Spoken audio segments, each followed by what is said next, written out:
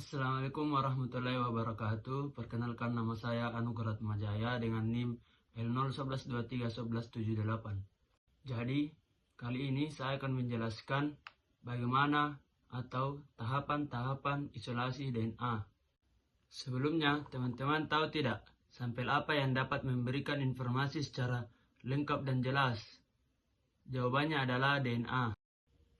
Apa sih itu DNA? DNA adalah deoksiribonucleic acid, merupakan asam nukleat yang menyimpan semua informasi genetik dan pewarisan sifat-sifat. Nah, letak DNA berada di dalam sel.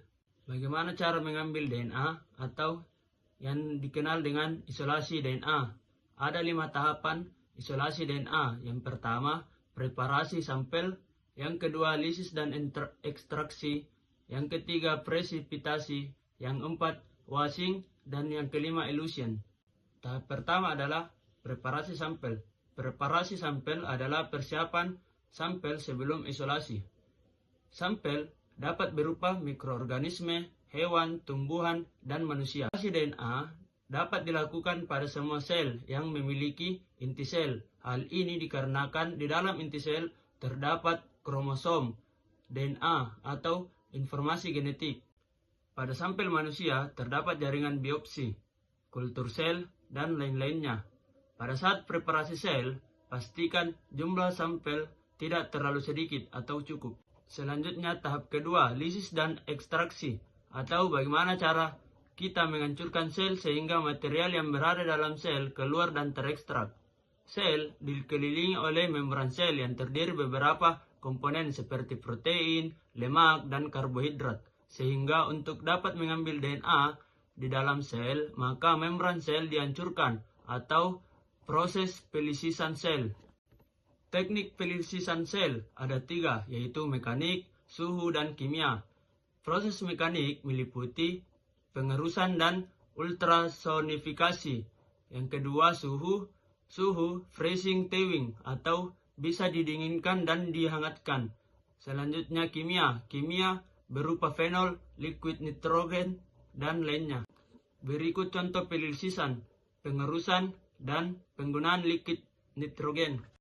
Setelah proses pelisisan, maka banyak komponen seluler yang terekstrak dari dalam sel, sehingga untuk menghilangkan komponen lain yang tidak diinginkan, sampel ditambahkan proteinase K yang berfungsi untuk degradasi protein. Tahap selanjutnya yaitu presipitasi. Presipitasi adalah tahapan pengendapan DNA. Larutan yang sering digunakan adalah isopropanol, etanol absolut, dan sodium asetat. Tahap presipitasi dimulai dari sampel yang mengandung DNA, kemudian penambahan larutan garam atau alkohol sehingga DNA mengendap. Ketiga, setelah dilakukan sentrifugasi, maka DNA akan berada di kolom tabung atau di bawah tabung. Tahap keempat adalah washing. Washing merupakan tahapan pencucian yang dimaksudkan untuk mendapatkan DNA dengan kemurnian tinggi. Washing menggunakan larutan etanol 70%.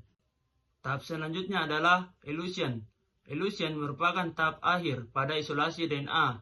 Prosesnya menggunakan elution buffer dan dibantu dengan proses sentrifugasi, sehingga DNA dapat dipindahkan pada tabung yang steril. DNA hasil isolasi ini kemudian dapat disimpan pada suhu kurang dari 20 derajat Celcius dan digunakan analisis lebih lanjut atau proses PCR. Berikut tahapan lengkap isolasi DNA. Sekian dan terima kasih. Semoga materi ini dapat menjadi ilmu untuk kedepannya. Saya akhiri dengan ucapan Assalamualaikum warahmatullahi wabarakatuh.